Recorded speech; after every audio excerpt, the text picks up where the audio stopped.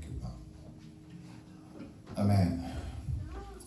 ഇന്ന് പകൽ അതിനകത്ത് അതിനോട് ചേർന്ന് ഒന്നിൻ്റെ കാര്യങ്ങൾ കഴിഞ്ഞ ദിവസം ദൈവത്തിൻ്റെ ആത്മാവ് എന്നോട് ഇടപെട്ടുകൊണ്ടിരുന്ന ചില കാര്യങ്ങളൊന്ന് പങ്കുവെച്ച് വേഗത്തിൽ ഞാൻ അവസാനിപ്പിക്കും. Price God. ഹല്ലേലൂയ. ഒരു വാക്യം മാത്രമേ വായിക്കുന്നുള്ളൂ. ഉൽപ്പത്തി പുസ്തകം 18-ാം അധ്യായം അതിന്റെ 1-2 വാക്യങ്ങൾ.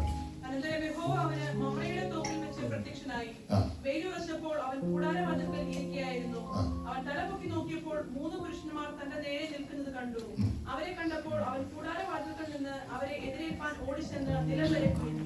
യജമാനനെ, എന്നോട് കൃപയുണ്ടെങ്കിൽ അടിയനെ കടന്നു പോകരുതേ. അസാരം വെള്ളം കൊണ്ടുവന്ന് നിങ്ങളുടെ കാലുകളെ കഴുകട്ടെ. വൃക്ഷത്തിന് കീഴിൽ ഇരിപ്പിൻ, ഞാനൊരു മുറിയപ്പം കൊണ്ടുവരാം. നമുക്കെല്ലാവർക്കും അറിയാം, ഇത് അബ്രഹാമിന്റെ ചരിത്രവുമായിട്ട് ബന്ധപ്പെട്ട ഒരു കാര്യമാണ്. അവിടെ മമ്രയുടെ തോപ്പിൽ വെച്ച് യഹോവ അവന് പ്രത്യക്ഷനായി എന്ന് പറയുന്നു. അപ്പൊ തന്നെ 3 പേർ വഴിപോക്കരെ പോലെ ഇവിടെ കയറി വരും.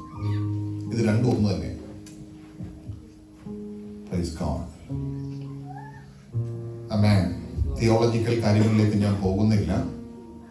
എന്നാലും പിതാവ്, പുത്ര, പരിശുദ്ധാത്മാവ് ഒരുപോലെ അവിടെ ചെന്നെന്ന് പറയുന്നവരുണ്ട്. ആമേൻ. 3 ദൂതന്മാർ ആണ് വന്നതെന്ന് പറയുന്നവരുണ്ട്. പക്ഷെ 1-ാം വാക്യം പറയുന്നു, മമ്രയുടെ തോപ്പിൽ വെച്ച് യഹോവ അവന് പ്രത്യക്ഷനായി. ദൈവത്തിൽ നിന്ന് പ്രാപിക്കുന്ന വിഷയവുമായിട്ട് ബന്ധപ്പെട്ട് ഇന്ന് ഞാൻ കഴിഞ്ഞ ദിവസം ഇത് ചിന്തിക്കുമ്പോൾ എന്നോട് ദൈവത്തിന്റെ ആത്മാവ് പങ്കുവെക്കാൻ ആവശ്യപ്പെട്ടത് ദൈവത്തിൽ നിന്നുള്ള ഒരു നേരിട്ടുള്ള ചില കൈമാറ്റങ്ങൾ. എനിക്കൊരു കാര്യം അറിയാം, ഞാനിവിടെ നിന്ന് ഇന്ന് ഇത് സംസാരിച്ചു കൊണ്ടിരിക്കുമ്പോൾ ഇതിലൊക്കെ തിരിക്കുന്നവരെ കുറിച്ചുള്ള ദൈവിക പദ്ധതി എന്തോ അതനുസരിച്ചുള്ള ദൈവം കൈമാറുമെന്ന് ഞാൻ വിശ്വസിക്കുന്നു.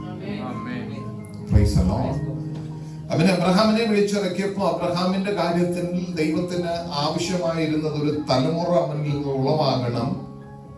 ആമേൻ. അതായിരുന്നു ദൈവത്തിന്. ആമേൻ. അവൻ വിശ്വാസികളുടെ പിതാവെന്ന് പേരെടുത്ത ആളാണെങ്കിലും ആ കാലഘട്ടത്തിൽ അന്ന് ദൈവം ഒരു ജാതിയെ തെരഞ്ഞെടുക്കുന്നതുമായി ബന്ധപ്പെട്ട് ദൈവം സെലക്ട് ചെയ്തൊരു തലമുറ ദൈവത്തിന് വേണമായിരുന്നു. ആ തലമുറയ്ക്ക് വേണ്ടിയുള്ള ആമേൻ വാഗ്ദത്തത്തെ അവന് കൈമാറിയ സമയമാണ് മമ്രയുടെ തോപ്പിൽ വെച്ച്. Price God. ഹല്ലേലൂയ. ആ ഭാഗം നിങ്ങൾ ഒരുപാട് പ്രാവശ്യം കേട്ടിട്ടുണ്ട്. അവൻ വേഗത്തിൽ പോയി തടിപ്പിച്ചൊരു കാളക്കുട്ടിയെ അറുത്ത് കൊണ്ടുവന്ന് അവർക്ക് ആഹാരം കൊടുത്തു. ഒരു കാര്യം നിങ്ങൾ ശ്രദ്ധിച്ചു നോക്കിയാൽ നിങ്ങൾക്ക് മനസ്സിലാകും. അബ്രഹാം പാർക്കുന്ന വീടിന്റെ മുൻപിൽ, നമ്മുടെ വീടിന്റെ മുറ്റം അല്ലെങ്കിൽ ഡ്രൈവേ അല്ല എന്തുമായിക്കോട്ടെ, അവിടെ ദൈവം വരുമായിരുന്നു. മനസ്സിലാവുന്ന ഞാൻ പറയുന്നേ? അപ്പൊ ദൈവവും അബ്രഹാമായിട്ടുള്ള ബന്ധത്തിന്റെ ആഴം എന്തായിരുന്നു? ഒരു വാഗ്ദത്തം, അതിന്റെ കാര്യത്തെ കുറിച്ച് സംസാരിക്കാൻ ദൈവം നേരിട്ടങ്ങ് വരുക. Price God. ഹല്ലേലൂയ. അതായിരുന്നു അബ്രഹാമും ദൈവവുമായിട്ടുള്ള ബന്ധം. ഇന്നലകളിൽ ശ്രദ്ധിച്ചു നോക്കിയാൽ അബ്രഹാമിന്റെ ജീവിതത്തിൽ ഒന്നും ലഭിക്കാതെ, തലമുറയില്ലാതെ, പല കാര്യങ്ങളും മുൻപിൽ തടസ്സപ്പെട്ട് നിൽക്കുന്ന സാഹചര്യങ്ങളും എല്ലാം അവന് മുമ്പിൽ നിൽക്കുമ്പോഴും ഒരു സാധ്യതയില്ലാത്തിടത്തുനിന്ന് ദൈവം അവനെ പതുക്കെ എഴുന്നേൽപ്പിച്ച് പുറത്തു കൊണ്ടെന്ന് അവന് വാഗ്ദത്തം കൈമാറുമ്പോ നാളുകളുടെ താമസം വരുമെന്നൊന്നും അബ്രഹാം ചിന്തിച്ചിരുന്നില്ല. പക്ഷെ ഒരു കാര്യം ഞാൻ ഇന്ന് പകൽ ധൈര്യത്തോടെ പറയട്ടെ, നിനക്കൊരു വാഗ്ദത്തം കൈമാറിയിട്ടുണ്ടെങ്കിൽ, ഒരു ദിവസം കഴിഞ്ഞു, 2 ദിവസം കഴിഞ്ഞു, അല്ലേ മുന്നോട്ട് സമയങ്ങൾ പോയി എന്ന് വിചാരിച്ച് ആരും ഭാരപ്പെടരുത്. ദൈവത്തിന്റെ സമയത്ത് ദൈവം അത് ചെയ്തിരിക്കും. ദൈവം ഒരു കാര്യം കൈമാറാൻ വേണ്ടി നിന്നെ കുറിച്ച് പദ്ധതി ഇട്ടിട്ടുണ്ടെങ്കിൽ നിശ്ചയമായിട്ടും ദൈവത്തിന്റെ സമയത്ത് അത് വെളിപ്പെട്ടിരിക്കും. അതിനെ തടയാൻ ഒരു പിശാചിനും കഴിയില്ല. പലരും പല വിഷയങ്ങൾ പറയുമ്പോൾ അങ്ങനെ ഒരു പ്രശ്നമുണ്ട്, അങ്ങനെ ഒരു ഭാരം ബന്ധനമുണ്ട്, ഇങ്ങനെ പലതും പറയും. ഇതൊന്നും ഇല്ലെന്നൊന്നും ഞാൻ പറയുന്നില്ല. പക്ഷെ എന്റെ ദൈവത്തിന്റെ സമയത്തെ തടയാൻ, ദൈവത്തിന്റെ പദ്ധതിയെ തടയാൻ, ദൈവിക ഇടപെടലുകളെ തടയാൻ, ദൈവത്തിന്റെ കൈമാറ്റത്തെ തടയാൻ ഈ ഭൂമിയിൽ ഒരു പിശാചിനും കഴിയത്തില്ല. കാരണം ദൈവമാണ് അത് ചെയ്യുന്നത്.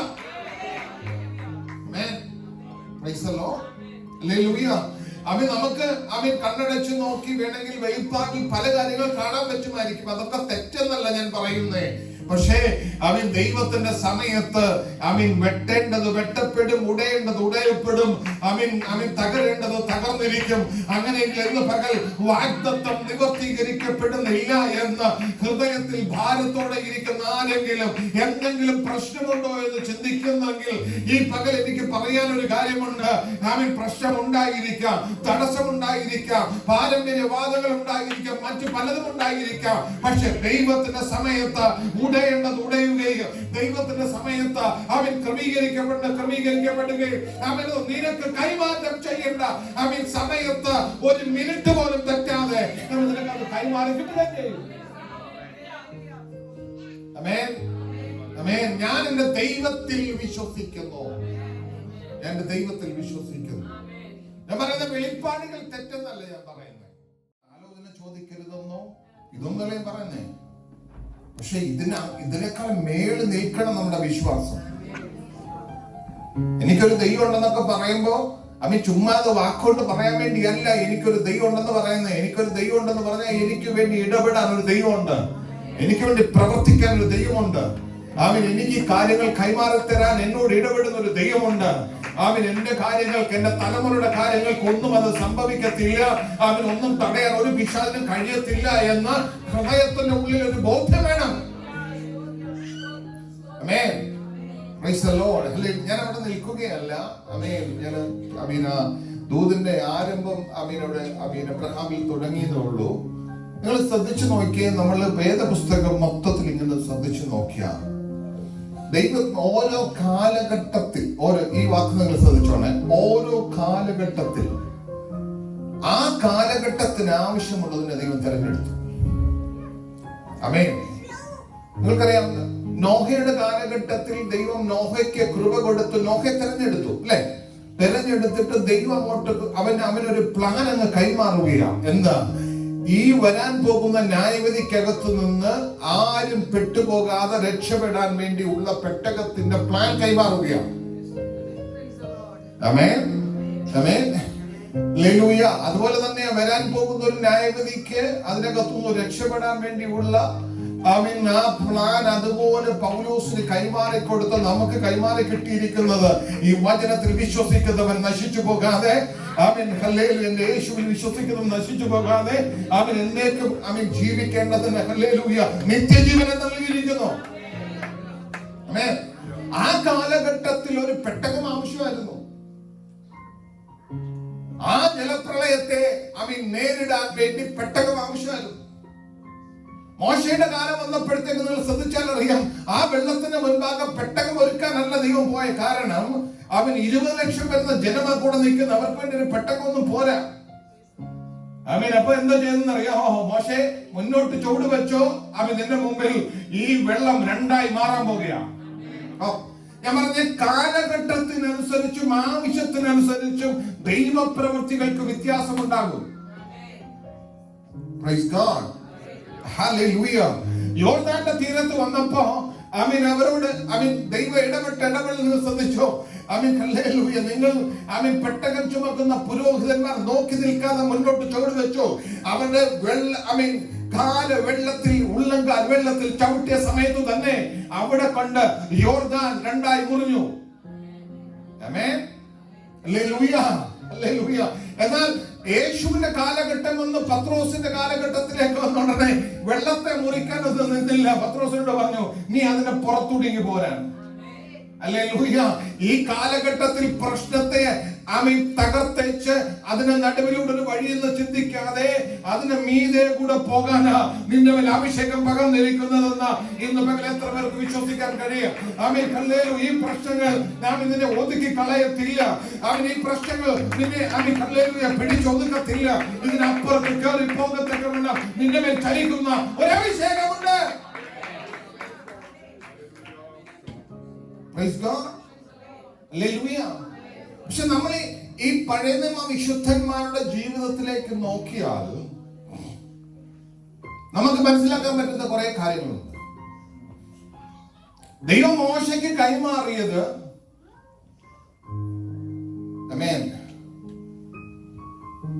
വെറും ഒരു പ്ലാൻ മാത്രമല്ല.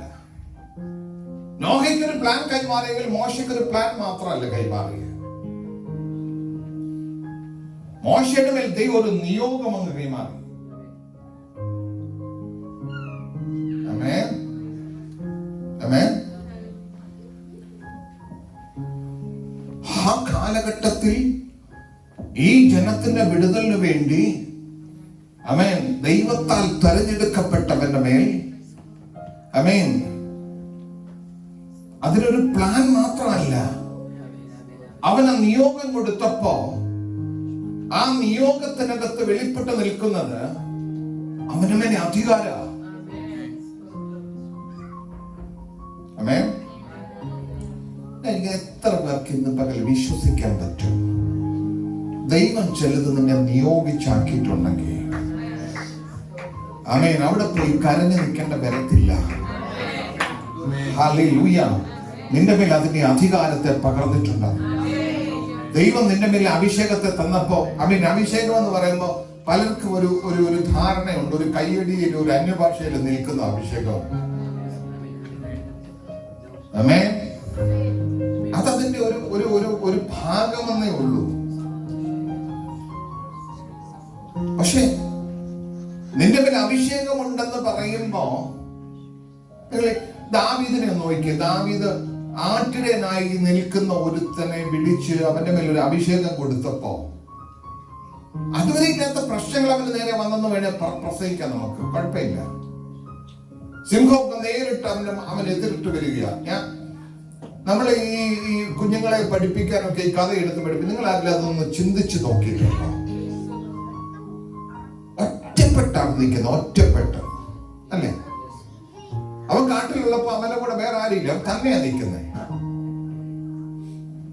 നേരിട്ട് വരുന്ന കൊച്ചു സാധനമൊന്നല്ല, നേരിട്ട് വന്ന സിംഹമാവുന്നേ, പിന്നെ കരടിയാവുന്നേ. ആമേൻ. ഇത്രയും വലിയ സാധനങ്ങളൊക്കെ വന്നപ്പോഴും ഇവൻ തിരിഞ്ഞോടിയില്ല, വീട്ടിലോട്ട് പോയേക്കാം. വേറൊരാളെ സഹായത്തിന് വിളിച്ചില്ല. ശ്രദ്ധിക്കണേ, അഭിഷേകത്തിന്റെ പ്രത്യേകത. ഒരാളുടെ മേൽ അഭിഷേകം വീണെന്ന് പറഞ്ഞാൽ അവൻ എതിർത്തു വരുന്ന പ്രശ്നത്തെ കണ്ടിട്ട് നിലവിളിക്കുന്ന നിലവിളിയല്ല അവനകത്തത് വരേണ്ടത്. ആ പ്രശ്നത്തെ കണ്ടിട്ട് ഓടി ഒളിക്കുകയല്ല വേണ്ടത്. ഓ പ്രൈസ് ദി ലോർഡ്. ഇന്ന് പകൽ ഞാൻ അഭിഷേകത്തെ തൊടാനല്ല വന്ന, പക്ഷെ ഇങ്ങനെ കയറി വരുന്നോണ്ട് എനിക്കറിയത്തില്ല അങ്ങനെ ഒരു കൈമാറ്റം നടക്കുമോ. അപ്പൊ ഇന്ന് പലരും വന്നിട്ടില്ല. നമ്മുടെ പലരും പനിയായിട്ടൊക്കെ ഇന്ന് വരാൻ കഴിയാതെ ഇരിക്കുന്നു. പക്ഷെ ഒരു കാര്യം ഞാൻ ദാവീദിനോട് ചോദിക്കാം, ദാവീദ് നിനക്ക് ഈ സിംഹം വരുന്ന കണ്ടിട്ട് പേടിയൊന്നും തോന്നിയില്ലേ? സിംഹം പോയിട്ടൊരു പട്ടി വന്നാ മതി.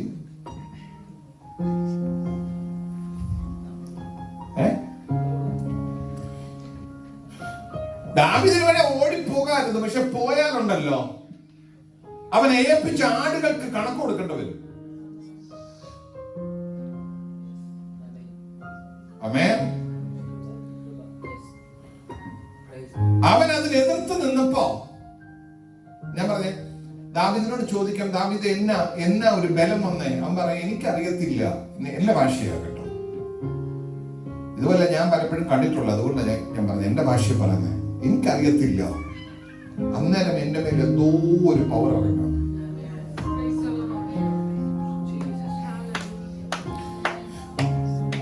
പൗലോസ് ചുമ്മാ പറയല്ലേ, എന്നെ ശക്തനാക്കുന്നവൻ മുഖാന്തരം. എന്തെങ്കിലും കണ്ടിട്ട് നിലവിളിക്കാൻ വേണ്ടി അല്ലെന്ന് ഞാൻ പറയാം. ദൈവസന്നിധി ചെല്ലുമ്പം കരഞ്ഞ് നിലവിളിച്ച് ദൈവസന്നിധി പ്രാർത്ഥിക്കുന്നതിനെ അല്ല ഞാൻ പറയുന്നേ. ഒരു പ്രശ്നത്തിന്റെ മുമ്പിൽ നീ എത്തുമ്പോ എന്തു ചെയ്യണമെന്ന് അറിയത്തില്ലേ പോലും ദൈവത്തോട് എന്റെ ദൈവമേ എന്ന് വിളിക്കാൻ നീ തയ്യാറായാൽ, ആമേൻ. ഞാൻ പറഞ്ഞു, നിന്റെ മേൽ ഒരു അഭിഷേകം ജ്വലിക്കും. അപ്പൊ നിന്നെ അതിന് നിയോഗിച്ചിട്ടുണ്ടെങ്കിൽ അതിന്റെ ഉത്തരവാദിത്വം നിനക്കല്ല, നിയോഗിച്ച ആളിനാണ്.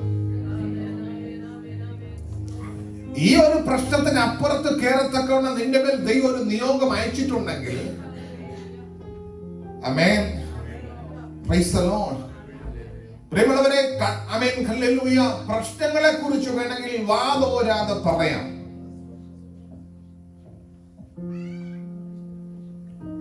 ആമേൻ. പറയുന്ന തെറ്റൊന്നുമല്ല ഞാൻ പറയുന്നത്. പ്രശ്നങ്ങളുണ്ട് എന്ന് വീണ്ടും ആവർത്തിച്ച് പറയാം. ഈ ആവർത്തിച്ച് പറയുന്നത് കൊണ്ട് ഒരാളുടെ മനസ്സിടിയുന്നതല്ലാതെ, അകത്ത് ഭയം കയറുന്നതല്ലാതെ, ആമേൻ, എന്റെ ദൈവത്തിലേക്ക് നോക്കാൻ അവരുടെ ഹൃദയം ഒരുങ്ങത്തില്ല. Price God, hallelujah. എന്ന് പകൽ അകത്തൊരു ധൈര്യം വേണം. ദൈവം എനിക്കൊരു അഭിഷേകം കൈമാറിയിട്ടുണ്ടെങ്കിൽ എന്റെ മുമ്പിൽ വരുന്ന പ്രശ്നത്തെ കണ്ട് പകച്ചു നിൽക്കാനല്ല. ആമേൻ, ആമേൻ. എന്റെ മുമ്പിൽ വരുന്ന സകല സാഹചര്യങ്ങൾക്കും അപ്പുറത്ത് കയറത്തക്കവണ്ണം, ആമേൻ, എന്നെ ശക്തനാക്കുന്ന ഒരു പവർ എന്റെ മേൽ വന്ന് ഇറങ്ങുന്നേ.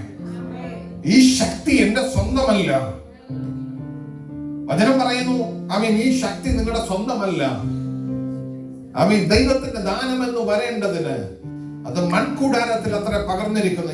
ഇത് വെറും മണ്ണാ, ഇത് വെറും മണ്ണാ. പക്ഷെ ഈ മൺകൂടാരത്തിൽ പകർന്നിരിക്കുന്ന ദൈവാത്മാവിന്റെ ശക്തി എന്ന് പറയുന്നത്, ആമേൻ, ഈ കൂടാരത്തിനകത്ത് നിൽക്കുന്നതല്ല ശരിക്കും പറഞ്ഞ. പക്ഷെ ഇതിനകത്ത് ഒതുങ്ങി നിൽക്കുമ്പോ നിനക്കെതിരെ വരുന്നത് എന്ത് പ്രശ്നമാണേലും അതിനെ അതിജീവിക്കത്തക്കവണ്ണം നിന്റെ മേൽ വ്യാപരിക്കുന്ന, ആമേൻ, ഈ ശക്തിക്ക് മുൻപാകെ നീ ഏൽപ്പിച്ചു കൊടുക്കുന്നെങ്കിൽ, നിന്റെ മേൽ അത് വ്യാപരിക്കുന്ന ബോധ്യമുണ്ടെങ്കിൽ അവനെ തരണം ചെയ്യുന്നേ. പ്രൈസ് ഗോഡ്, ഹല്ലേലൂയ, ആമേൻ. മോശയുടെ മേൽ ദൈവം നിയോഗം കൊടുത്തു. നിങ്ങൾ ശ്രദ്ധിച്ചു നോക്കിയേ. അതുവരെ പേടിച്ചോടി ഫറവോന്റെ മുമ്പിൽ വരാൻ കഴിയാതെ നിന്ന മോശ എപ്പോ അവന്റെ മേൽ നിയോഗം വീണോ അവൻ തിരിച്ചു നടക്കാൻ തുടങ്ങി. ഇതുവരെ കൊട്ടാരം വിട്ട് അങ്ങോട്ട് ഓടിക്കൊണ്ടിരിക്കുകയാണ്. ആമേൻ, ആമേൻ. നിയോഗം അവന്റെ മേൽ വീണ ആ സമയം, അന്നേരം ദൈവത്തോട് സംശയമൊക്കെ ചോദിച്ചു, അത് വേറെ കാര്യം. നിയോഗം വീണ സമയം അവൻ തിരിച്ചു നടക്കാൻ തുടങ്ങി. പണ്ട് കൊട്ടാരത്തിൽ നിന്ന് പേടിച്ചോടിയവൻ തിരിച്ച് കൊട്ടാരത്തിലോട്ട് വരുമ്പോൾ നേരെ ഫറവോന്റെ മുമ്പിലോട്ടാ പോന്നേ. ആമേൻ. എന്നെ മോശ, നിനക്കൊരു വ്യത്യാസം. അയ്യോ, എനിക്കൊരു നിയോഗം കൈമാറ്റം ചെയ്ത് കിട്ടി. ഫറവോനോട് ചൊവ്വനെ സംസാരിക്കാൻ പോലും അറിയത്തില്ലെന്നല്ല, അവനെ കൊണ്ട് പറ്റില്ല. കാരണം അവൻ തടിച്ച നാവുള്ളവനാണ്. പറയേണ്ട ചുമതല പറയാനായിട്ട് കൂടെ ഒരാളെ കൂടെ കൂട്ടിക്കൊണ്ടാ പോന്നേ. ആമേൻ. പക്ഷെ മോശെ, നിന്റെ ഹൃദയത്തിൽ ഉദിക്കുന്ന ചിന്തയ്ക്ക് അനുസരിച്ച് നീ പറയാൻ ഉദ്ദേശിക്കുന്ന വാക്കുകൾക്ക് സ്വർഗമടിയിൽ ഒപ്പിടും. ആമേൻ, ഹല്ലേലൂയ. ഇതിനകത്ത് ഓരോരുത്തരെ നമ്മൾ ശ്രദ്ധിച്ചു നോക്കിയാൽ നമുക്ക് മനസ്സിലാക്കും.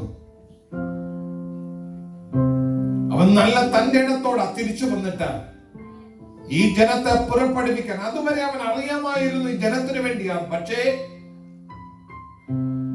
അവൻ ധൈര്യത്തോടെ നിൽക്കാൻ അവനെ കൊണ്ട് കഴിഞ്ഞത് എപ്പോഴെന്ന് ചോദിച്ചാൽ അവന്റെ മേലെ നിയോഗം വീണപ്പോഴാ. ആമേൻ. ഇന്ന് പകൽ എന്തോ നിങ്ങൾക്ക് കൈമാറ്റം ചെയ്ത് കിട്ടുമെന്ന് ഞാൻ വിശ്വസിക്കുന്നു. അതൊരു നിയോഗമാണോ ആത്മാവാണോ അതൊന്നും എനിക്കറിയില്ല. പക്ഷെ ഒന്ന് എനിക്കറിയാം, ഈ വാക്കിവിടെ വെറുതെ വെളിപ്പെടത്തില്ല. ദൈവം ചിലത് കൈമാറാൻ ഉദ്ദേശിക്കുമ്പോ അവൻ ഇന്ന് പകൽ അത് നിന്റെ മേൽ അത് ഇറങ്ങാൻ, അവൻ നിന്റെ മേൽ അത് വെളിപ്പെടാൻ ഇന്ന് പകൽ ഏൽപ്പിച്ചു കൊടുത്തോ. അവൻ ദൈവത്തിന്റെ കൃപ ഇവിടെ ചലിക്കുന്നുണ്ട്. അവൻ ദൈവത്തിന്റെ ഇടപെടലുകൾക്ക് നടുവിൽ ദൈവസന്നിധിയിൽ ഏൽപ്പിച്ചു കൊടുക്കുമ്പോ ആമേൻ. കഴിഞ്ഞൊരു ദിവസം ഞാൻ പറഞ്ഞൊരു കാര്യം നിങ്ങൾ ശ്രദ്ധിച്ച് ആമേൻ എന്ന് ഞാൻ വിചാരിക്കുകയാ. ഏലിയാവിനൊരു ധൈര്യം പറയാനുണ്ട്. ഞാൻ കർമ്മേലിൽ നിൽക്കുന്നിടത്തോളം കാലം ഇവിടെ എത്ര ബാല് വന്നാലും അവരെ കൊണ്ട് ഒന്നും ചെയ്യാൻ കഴിയില്ല. ഒന്നും. Amen. Praise God. Hallelujah. Amen. എന്താ ഈ ധൈര്യം? ഞാനൊരുത്തൻ ദൈവത്തിന്റെ നാമത്തിൽ നിൽക്കുക. Amen. Amen. Praise God. Hallelujah. Amen. എനിക്ക് വളരെ രസകരമായി തോന്നിയിട്ടുള്ളൊരു കാര്യമുണ്ട്. പല മീറ്റിങ്ങുകളിലും, പുറത്തൊക്കെ നടന്ന മീറ്റിങ്ങുകളാണ് ഞാൻ പറയുന്നത്, നമ്മുടെ മീറ്റിംഗ് അല്ല ഞാൻ പറയുന്നത്. പല മീറ്റിങ്ങുകളിലും ചില കാര്യങ്ങൾക്ക് ഇതൊക്കെ പൈശാചികമായിരുന്നു.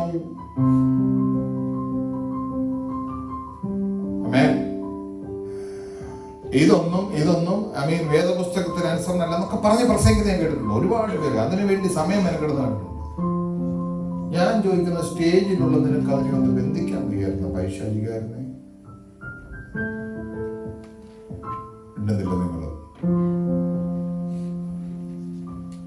ഏതായാലും എന്റെ കത്തിരിക്കുന്ന ദൈവാത്മാവെന്ന് നല്ല ബോധ്യം ഉണ്ടെങ്കിൽ അവരെന്നോട് പിണങ്ങണ്ട കേട്ടോ. അതിനെ പൈശാചികം എന്ന് പറഞ്ഞിരിക്കാതെ പൈശാചികമായിരുന്നെങ്കിൽ നീ അവിടെ ഒന്നുണ്ട്. ഏലിയാവിനെ നിങ്ങൾ ശ്രദ്ധിച്ച, ഏലിയ അവിടെ നിൽക്കുന്ന ഉടനെ ഒരൊറ്റ ഒരുത്തൻ അനങ്ങാൻ പറ്റുന്നില്ല. അവര് രാവിലെ മുതൽ കിടന്ന് നിലവിളിക്കുക, ഒരു കാര്യം നടക്കുന്നില്ല. ആമേൻ. ഞാൻ വിചാരിക്കുന്ന പിന്നെ ഇവര് രഹസ്യത്തിൽ നിന്ന് ബാലിനോട് ചോദിച്ചാ ബാല് പറയും, അവനവിടെ നിൽക്കുമ്പോൾ ഒരു പണി നടക്കില്ല.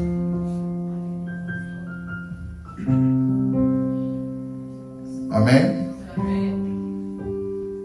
Price God. എനിക്കറിയാവുന്ന ഒരു മനുഷ്യനുണ്ട്. ആമേൻ. ഹല്ലേലൂയ. അദ്ദേഹം വിശ്വാസത്തിൽ വന്നതിന്റെ പുറകിൽ ഒരു ചരിത്രമുണ്ട്. കുറച്ചുകൂടെ നിങ്ങൾക്ക് ക്ലിയർ ആകാൻ വേണ്ടി അടുത്തൊരു കാര്യം കൂടെ ചേർത്ത് പറയാം, അപ്പൊ നിങ്ങൾക്ക് മനസ്സിലാവും. എൻ്റെ ഒരു ഫ്രണ്ട്, ഒരു പാസ്റ്റർ, ഒരിക്കൽ തിരുവല്ല എന്ന് പൂഞ്ഞാർക്ക് യാത്ര ചെയ്യുക. പൂഞ്ഞാർ. ആമേൻ. അദ്ദേഹം പോകുമ്പോ അദ്ദേഹത്തിന് ഇരിക്കാൻ സീറ്റ് കിട്ടിയത് വേറൊരു ജാതീയ പുരോഹിതന്റെ അടുത്ത. ആമേൻ. അദ്ദേഹവുമായിട്ട് ഇങ്ങനെ വളരെ കാര്യമായിട്ട് ഇങ്ങനെ സംസാരിക്കാൻ തുടങ്ങി. ഈ മനുഷ്യൻ, ഈ പാസ്റ്റർ ആരോട് അതിന്റെ സുവിശേഷം പറയും. ബസ്സിലിരുന്ന് സംസാരിക്കാൻ തുടങ്ങിയപ്പോ അദ്ദേഹം ചോദിച്ചു, എവിടെ? ഞാൻ തിരുവനന്തപുരത്തുനിന്ന് പൂഞ്ഞാറിന് പോവുകയാണ്, അവിടെ എനിക്കൊരു ക്രിയ ചെയ്യാനുണ്ട്. അപ്പൊ നമ്മുടെ പാസ്റ്റർ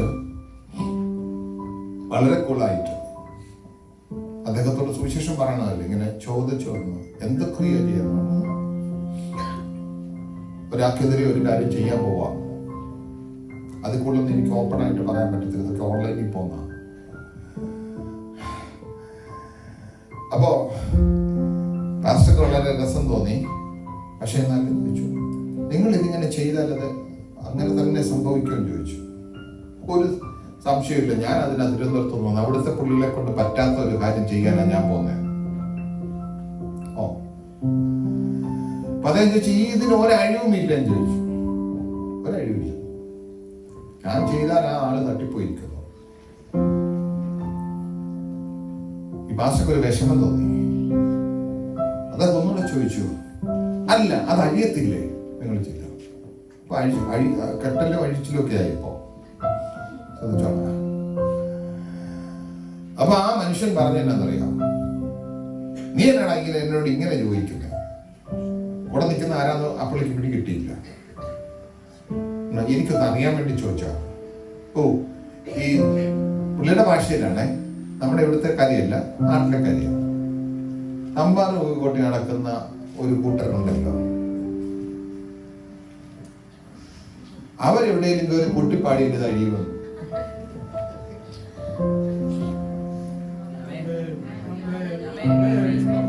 നിനക്കറിയത്തില്ല നിന്റെ പാട്ടിന്റെ ഗുണം എന്നാണ്, നിനക്കറിയത്തില്ല നിന്റെ ആരാധനയുടെ വില എന്താണ്. അവൻ ആ പുരോഹിതനോട് ചോദിച്ചറിയാം, ഞങ്ങൾ ഇത്ര വലിയ വേദം ചെയ്ത് കാര്യങ്ങൾ ചെയ്യുന്നത് പോലും അഴിയാണ്. ഇവരുടെ ഒരു കൊട്ടിപ്പാട്ടെന്ന്. ആമേൻ, ഹല്ലേലൂയ. ഞാൻ അതുകൊണ്ടാണ് പറയുന്നത്, ഈ എന്നെ പറഞ്ഞേ അത് പൈശാചികമ ഇങ്ങനെയൊക്കെ പറഞ്ഞു. ഞാൻ ഇതിനൊന്നും വിമർശിക്കാൻ പോകാത്ത തന്നെയാണ്. ഇന്ന് പകൽ ദൈവസന്നിധിയിൽ നാം കടന്നു വന്നിരിക്കുകയാണ്. ദൈവത്തിങ്കൽ നിന്ന് ചിലത് പ്രാപിക്കാണ് നിൽക്കുന്നത്. ആമേൻ. ദൈവസന്നിധിയിൽ നിന്ന് ഇന്ന് പകൽ ഒരു നന്മ നിന്റെ മേൽ വന്നിറങ്ങുമോ? ആമേൻ. ഇന്ന് പകൽ നിനക്ക് വിശ്വസിക്കാൻ കഴിയുമോ? ദൈവത്തിന്റെ കൃപ. ഹല്ലേലൂയ. ആമേൻ. മോശയെ സംബന്ധിച്ചിടത്തോളം ആമേൻ ദൈവത്തിൽ നിന്ന് പ്രാപിക്കാൻ വേണ്ടി ഈ നിങ്ങൾ ശ്രദ്ധിച്ചോ, ദൈവസന്നിധിയിൽ ചെന്ന് കുറെ ദിവസങ്ങൾ അവൻ ഇരുന്നതേ ഉള്ളൂ. ഒരു ജനത്തിന് പോകാനുള്ള പ്രമാണം എഴുതി കൈക്കൊണ്ടു.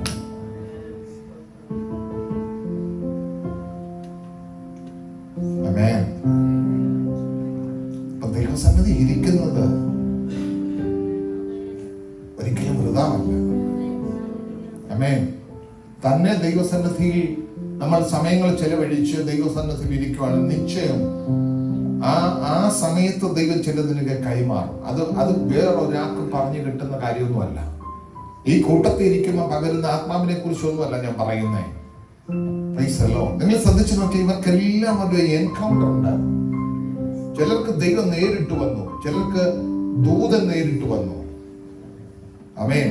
ഓരോരോ ഘട്ടങ്ങളിലൂടെ ആമേൻ ഇവരിത് പ്രാപിക്കാൻ ഇടയായി. Praise the Lord. ഇന്ന് പകൽ ദൈവസന്നിധിയിൽ നാം ആയിരിക്കുമ്പോ ആമേൻ, ഹല്ലേലൂയ. ഏറ്റവും ഒരു വാക്യം വായിച്ചിട്ട് വേഗത്തിൽ അവസാനിപ്പിക്കാം. യോഹന്നാന്റെ സുവിശേഷം 17-ാം അധ്യായം അതിന്റെ 22-ാമത്തെ വാക്യം. യോഹന്നാന്റെ സുവിശേഷം 17-ാം അധ്യായം 22-ാം വാക്യം. ഒന്നുകൂടെ വായിച്ചത്. 17-ാം അധ്യായം എന്ന് പറയുന്നത് യേശുവിന്റെ മഹാപൗരോഹിത്യ പ്രാർത്ഥന എന്നാ പറയുന്നത്. അതിന് ഹെഡിങ് കൊടുത്തിരിക്കുന്നത് എന്ന് പറഞ്ഞാൽ, യേശു ഭൂമിയിലായിരുന്നപ്പോ അവന്റെ വചനത്തിൽ വിശ്വസിക്കുന്നവർക്ക് വേണ്ടി പിതാവിനോട് ഇടപെടുന്ന ഇടപെടല്. ആ പറഞ്ഞുകൊണ്ടിരിക്കുന്നതിനകത്ത് എടുത്ത് പിതാവിനോട് പറയുക, നീ എനിക്ക് ഈ ഭൂമിയിൽ തന്ന മഹത്വം ഞാൻ ഇവർക്ക് കൈമാറിയിരിക്കുന്നു. എന്താ കൈമാറിയത്? ആ ഗ്ലോറിയ കൈമാറിയത്. ആമേൻ, ആമേൻ. അതൊരു ചെറിയ സംഗതിയല്ല. യേശു ഈ ഭൂമി കൂടെ പോയപ്പോ അവൻ നടന്നിടത്തൊക്കെ രോഗികൾ സൗഖ്യമായി. ഓ, ഹല്ലേലൂയ. അവൻ ചുമന്ന മഹത്വം അതുപോലെ കൈമാറ്റം ചെയ്തിരിക്കുക ശിഷ്യന്മാർക്ക്. അതുപോലെ പറഞ്ഞു വചനം വിശ്വസിക്കുന്നവർക്ക് വേണ്ടി കൈമാറിയിരിക്കും. ഹല്ലേലൂയ. നമ്മൾ ഇവിടെ ഇങ്ങനെ ബന്ധക്കോസിൽ പോയി അല്ലെ ദൈവത്തെ ആരാധിക്കാൻ പോകും. ചിലരോടൊക്കെ ചോദിച്ചു കഴിഞ്ഞാൽ വിശ്വാസിയാന്ന് പോലും പറയാൻ അവർക്ക് മടിയാണ്. വിശ്വാസി എന്ന് പറഞ്ഞ ഏതാണ്ട് ഒരു കുറച്ചിൽ സംഭവിക്കുന്ന പോലെ.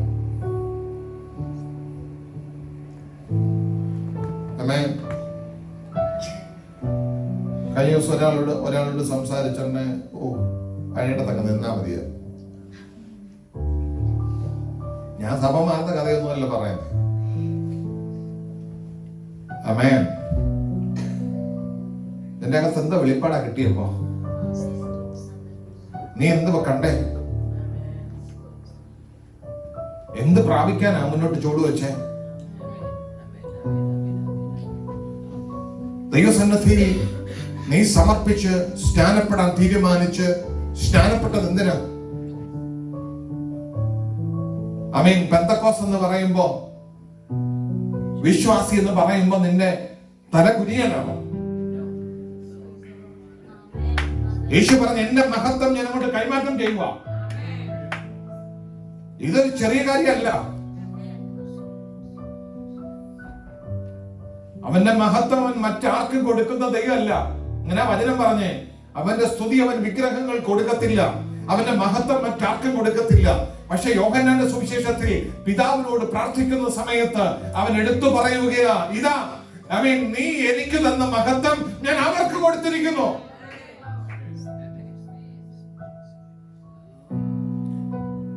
തലതാത്ത് നടക്കാനല്ല നിന്നെ ദൈവം വിളിച്ചത്.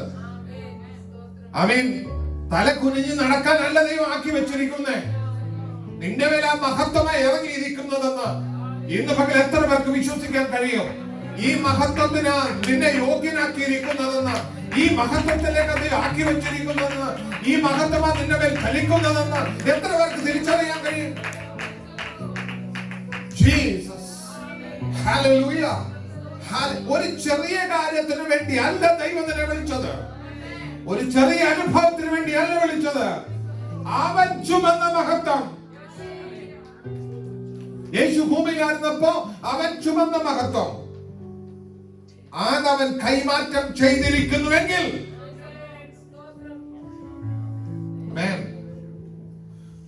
കണ്ണുകൾ അടയ്ക്കാം. ഈ പകൽ ദൈവസന്നിധിയിലേക്ക് ഒന്ന് ഏൽപ്പിച്ചു കൊടുത്തേ. ഹല്ലേലൂയ. ഹല്ലേലൂയ. അവന്റെ സന്നിധിയിൽ നിന്ന് പ്രാപിക്കാൻ വേണ്ടി വളരെ ആഗ്രഹത്തോടെ ദൈവസന്നിധിയിൽ വന്നിരിക്കുമ്പോ ഈ പകൽ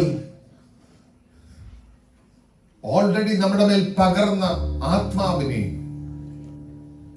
നമ്മുടെ മേൽ പകർന്ന ദൈവമഹത്വത്തെ തിരിച്ചറിയാൻ കഴിയാതെ അവന്റെ വിശുദ്ധിയിൽ ജീവിക്കാൻ, ആമേൻ, ആ സ്റ്റാൻഡേർഡിൽ ജീവിക്കാൻ, ദൈവമക്കൾ എന്ന പദവിയിൽ ജീവിക്കാൻ, ഹല്ലേലൂയ, എന്നെക്കൊണ്ട് പറ്റുന്നില്ലേ?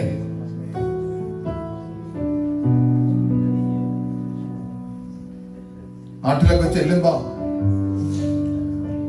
എവിടെന്നൊക്കെ ചോദിക്കുമ്പോ UK-ലാന്നൊക്കെ പറയുമ്പോ ഏതാണ്ട് ഒരു കിട്ടിയ പോലുള്ള രീതിയിലാണ് പറച്ചില്. പക്ഷെ നീ ഒരു വിശ്വാസിയാന്ന് പറയാൻ,